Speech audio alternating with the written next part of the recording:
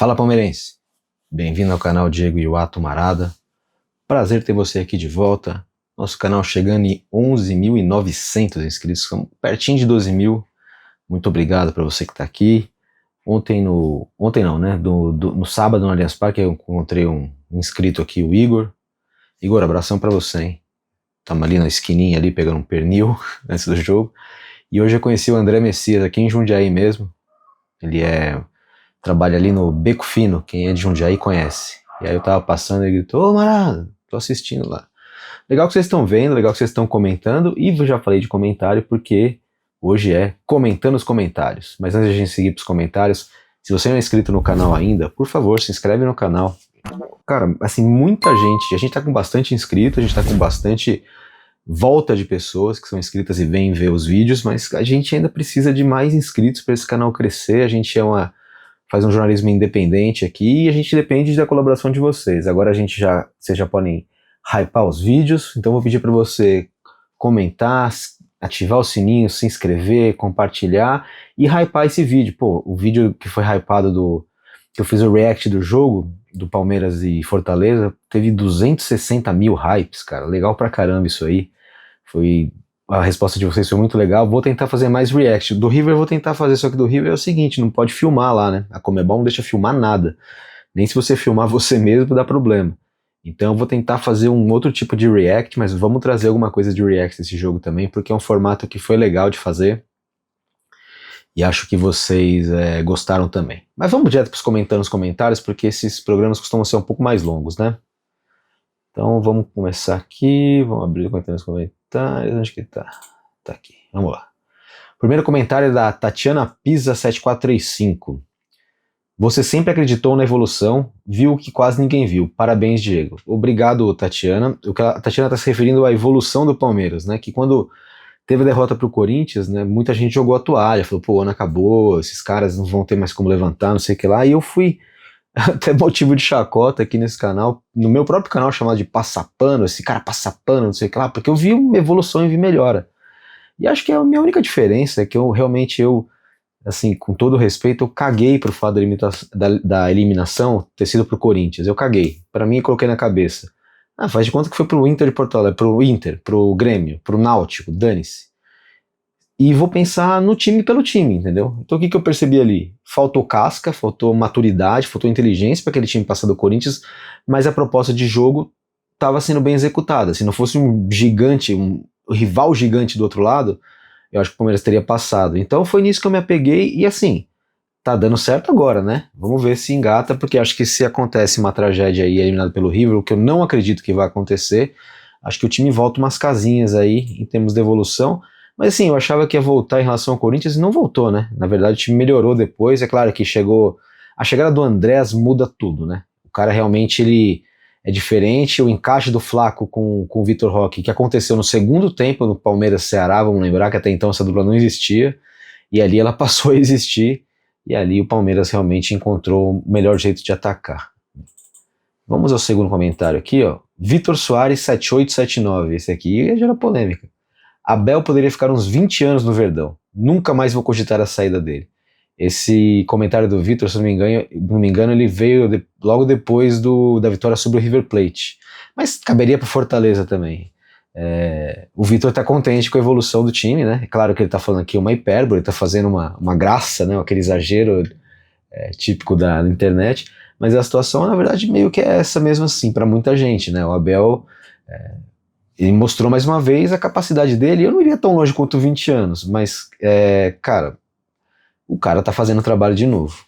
Isso não tem como negar. Marcos Mesquita, 4986, uma pergunta grande. E essa pergunta aqui, ela dialoga com outras duas que vem na sequência, tá? Esse comentário, ele dialoga com outros dois que vem na sequência. Então, eu vou começar aqui, ó. Marcos Mesquita, 4986. Marada, pergunta aí pro próximo quadro de perguntas e respostas. No segundo tempo contra o River, sofremos a pressão normal. Normal até, por ser um grande adversário jogando em casa. Mas entendo que deveríamos ter alguma forma de responder a isso. Entendo a confiança no sistema defensivo, até porque a pressão foi bastante na base do abafa do que gerando lance de perigo, apesar da bola do Borja no finalzinho. O mesmo aconteceu, por exemplo, no jogo contra o Chelsea, que por mais que estivéssemos defendendo bem, ficamos dando sopa pro azar pro gol no chute desviado, etc, etc. Como a gente resolve isso? No sentido de termos alguma forma de sair de situações como essas, tentar manter mais a posse de bola e segurar melhor o resultado. Ou é trabalhar a transição para fazer mais gols e, caso o azar do gol no chute desviado aconteça, não nos machuque tanto. Especialmente porque a gente jogou tão melhor que o River do que a diferença do placar nos mostra. E o jogo da volta vai mais aberto do que poderia. Enfim, entendo que são passos naturais da evolução do time, mas qual é esse passo? Marcos, eu perguntei exatamente a mesma coisa para o Abel. Eu selecionei a sua pergunta, eu encontrei a tua pergunta depois de já ter feito a pergunta para o Abel. Na entrevista coletiva depois do Fortaleza. E ele me respondeu, assim, aquele jeito Abel de responder, ele falou, cara, basicamente o que ele falou é que assim, cara, não tem como fazer isso por 90 minutos. A gente joga, tem adversário do outro lado, o outro time empurra. E eu perguntei exatamente isso. Tem um mecanismo para tentar evitar. Ele meio que deu a entender que não tem muito. Vamos ver, o próximo comentário também vai falar sobre esse assunto. Cristina Elster, 7463. Bom dia, Diego. A sua provocação na pergunta, por que o Abel não mantinha sempre o time na frente, foi muito bem respondida pelo Abel, porque do outro lado tem time que não quer ser goleado e faz mudanças em sua equipe para não tomar mais gols. Aconteceu com o Inter e com o River nos segundos tempos. Eu, como torcedor, fiquei bem chateada com a queda do desempenho no segundo tempo, nas duas partidas. Mas fiquei bem satisfeita com a explicação do Abel. Eu quero que o Palmeiras ganhe sempre, muito bom o seu vídeo. A pergunta da Cristina conversa com a pergunta anterior, que é do Marcos Mesquita, de por quê? Tá, beleza, o Abel falou, tem o time do outro lado. Vamos ler a terceira aqui, ó. Kawasan Recap. Eu concordo com o Abel que quando você joga com um adversário forte, ele tende a te empurrar para trás. O detalhe é, o Gajardo mexeu e o time melhorou. A partir disso, o River encurralou o Palmeiras. Já o Palmeiras, aquela substituição, mais encurralado ficava. O Abel não minimizou o volume de jogo contra o River, como piorou e ajudou a aumentar a pressão. Que o River empurraria o Palmeiras para trás era esperado. O Abel deveria minimizar e não ficar perdido sem conseguir ao menos colocar um elenco de 700 milhões para incomodar o River. Não tô falando de fazer gol ou chance perigosa, chegar com o mínimo perigo à área do River no contra-ataque, mas nem o mínimo do mínimo rolou no segundo tempo. As três perguntas rodam no mesmo tema, né? Então eu concordo com o Abel também, que de fato quando você está jogando contra o adversário, isso é uma coisa que eu falo sempre, né? Tem time do outro lado. Às vezes o time está num dia inspiradíssimo e vai acertar, e nem sempre uma derrota vai ter um culpado, assim, o vilão da derrota do Palmeiras foi o Everton, foi o Andréas, foi o Joaquim, nem sempre vai ter. Às vezes tem um erro capital ali, pô, tá na cara, aquele lance acabou com o jogo. E pode ser às vezes um lance de ataque que acaba gerando uma derrota, mas enfim. Só que de fato tem que ter um mecanismo para impedir essa pressão, né? Então, se não é para impedir a pressão propriamente, porque o River mudou o jeito de jogar, então o Palmeiras tem que responder taticamente de algum modo. Isso que o Kawasan colocou aqui é perfeito. É aproveitar a transição. Ou seja, o remédio para você não ficar tomando sufoco do River Plate é você matar o jogo. O mecanismo tático, talvez existem mecanismos táticos para responder, e às vezes, mesmo com mecanismos táticos, você vai sofrer. Porque é o momento do jogo. Isso para mim foi o que aconteceu contra o River Plate. O Abel mexeu taticamente para tentar conter, não conseguiu, e eu coloco isso muito mais no emocional do que no tático. Mas você quer estar na casa do adversário e que o perigo do adversário, gerado pelo adversário não te incomode, mata o jogo. Se o Palmeiras faz um terceiro, matava o jogo. E aí o River podia voltar babando, seja o que for, o Botafoguense discorda disso aí, o palmeirense também.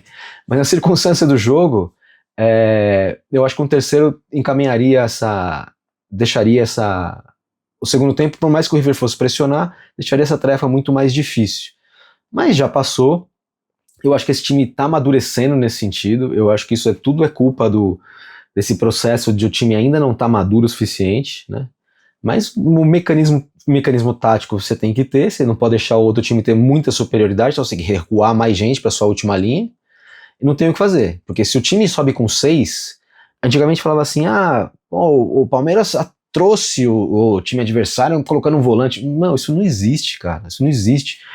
O técnico adversário, ele não fica esperando o Palmeiras colocar um volante para ele aproveitar, não é isso, cara. A questão é que, assim, eu sou o Gajardo, eu tô no Monumental, tem 80 mil pessoas, prende 2-0, eu vou meter uma linha de ofensiva, vou atacar com 6. E o Palmeiras vai ser obrigado o quê? A defender com 6 ou com 7. E aí vai ficar difícil. Por isso que a transição tem que ser bem feita, por isso tem que matar o jogo. Vamos lá. Gilberto Borges 1450, Gincolis. Eu deixei os dois juntos aqui. Com certeza esse nome não é o nome da pessoa, né? Mas vamos lá. Deixei os dois juntos que eles falam a mesma coisa. Jefté ou Jetfé surpreendeu, bom jogador e muito promissor. Bom dia, Jefté jogou demais. Eu acho mó legal que ninguém tá sabendo escrever o nome do cara, mas a gente sabe exatamente quem tá falando. Jefté, nome bíblico, conforme eu aprendi aqui com um inscrito, inclusive, num comentário, foi bem de fato. Só um lance que eu fiquei preocupado ali, naquele contra-ataque aos 30 do primeiro tempo, que o Breno Lopes mete uma cesta ali e vai embora, e o Jefté pegou um Uber e chegou uma hora depois. Mas foi, cara, o Breno Lopes é muito rápido, cara, então também dá pra contemporizar isso, mas de fato assustou. Marcos Lombardi, T66, T6C. Alan é muito fraquinho. Veiga tá mal, não consegue jogar. Jefté ataca muito melhor que o Cintura de Cimento. Foi bem. Sousa tava mal, melhorou depois do gol. Facundo, o de sempre, muito fraco. Maurício tá muito mal. É isso. Vamos por partes, Lombardi. Alan é muito fraquinho. Discordo. Alan, bom jogador, bom valor, vai crescer, é muito novo. Calma, Marcos, o cara acabou de subir, mano. Calma. Veiga tá mal. Tá. Mas eu gostei do que eu vi. Só dele ter pegado a bola e batido o pênalti eu já gostei. Né? Achei que ele foi bem menos ruim que em outros jogos dele, ele tá melhorando. Pra mim ele foi uma grande surpresa. Os primeiros 17 minutos dele contra eu sei porque eu cronometrei quando ele começou a errar. Então os primeiros 17 minutos dele foram muito bons.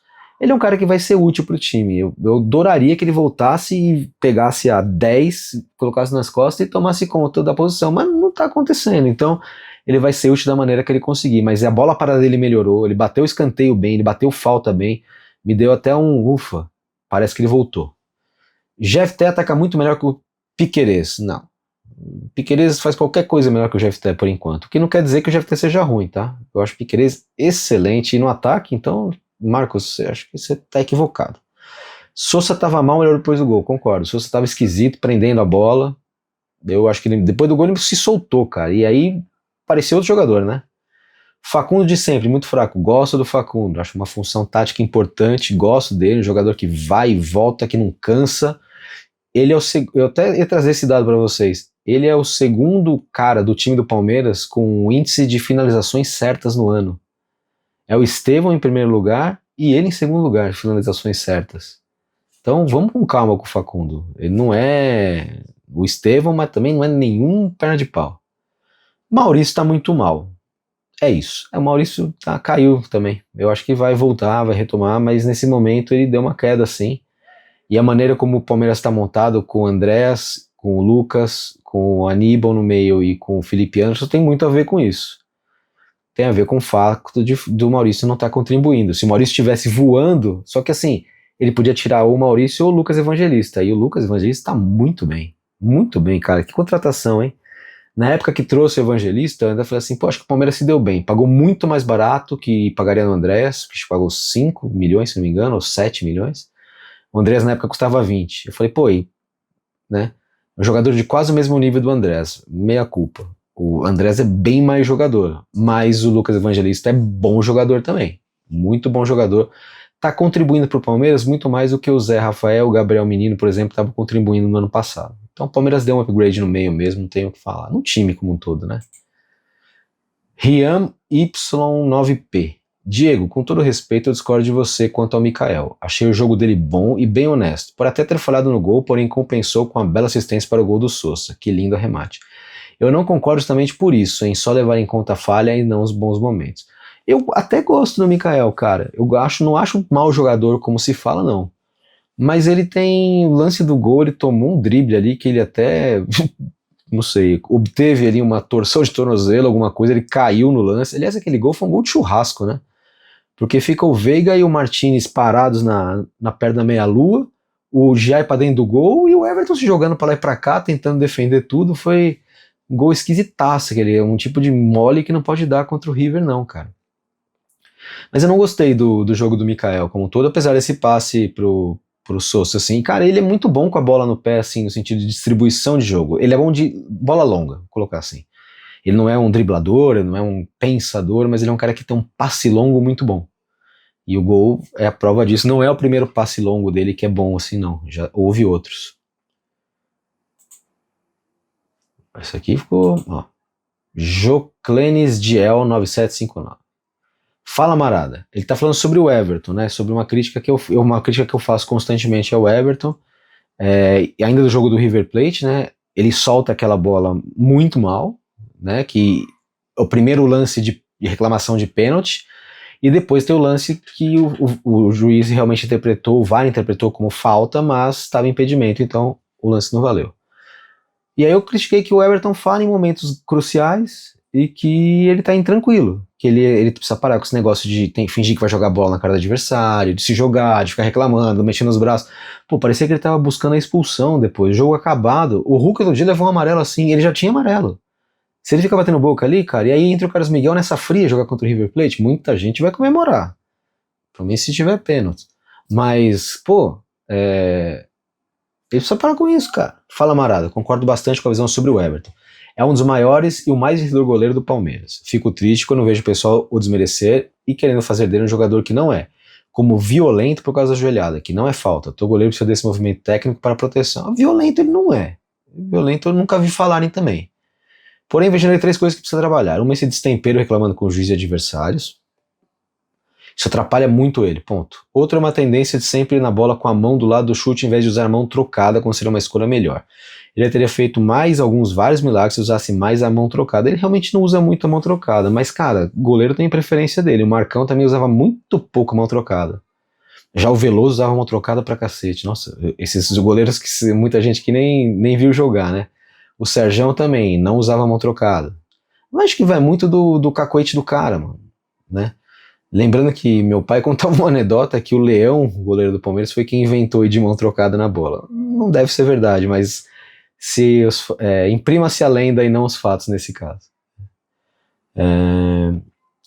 Ele tem explosão, velocidade, salto, mas muitas vezes faltam alguns centímetros por não ter ido com a mão trocada. E o último, não concordo que ele entregue em jogos decisivos, como alguns dizem. Mas ele erra mais nesses jogos. Soltou a bola contra o River, falou contra o Chelsea, perdeu de bola contra o Corinthians ano passado. Pô, só aqui são cruciais, né, cara? Então você não concorda, mas você concorda, porque você listou aqui, né? Parece que fica tão tenso para iniciar a jogada que negligencia o movimento da defesa. Mas é ídolo e merece nosso respeito. Cara, não é meu ídolo, mas eu respeito muito.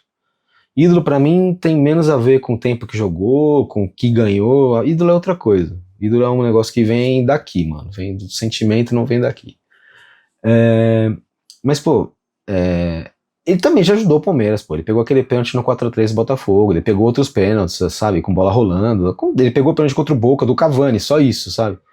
Aí os caras vão lá e entregam. Então, assim, eu gosto dele.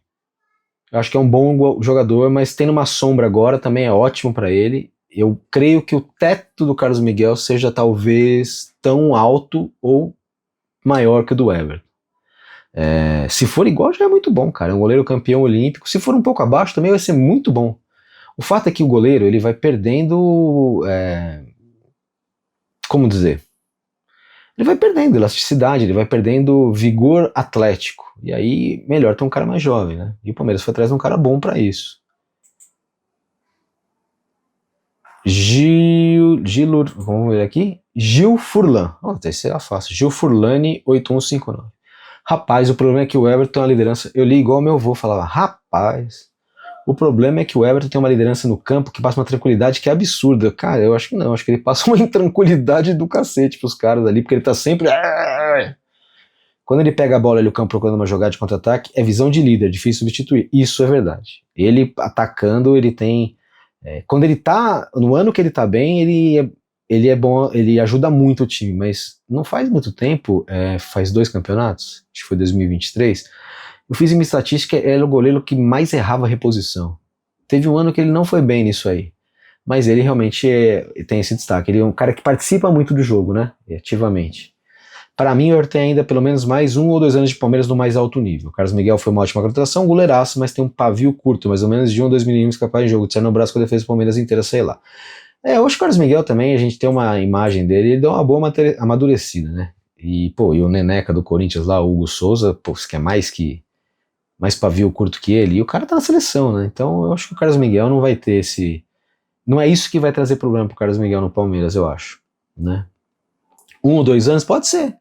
Mas eu tenho um palpite que ano que vem o Carlos Miguel começa a jogar já. Vamos ver. E aí a última, ó, Fuema 1990, porque conversa com o jogo de quarta-feira.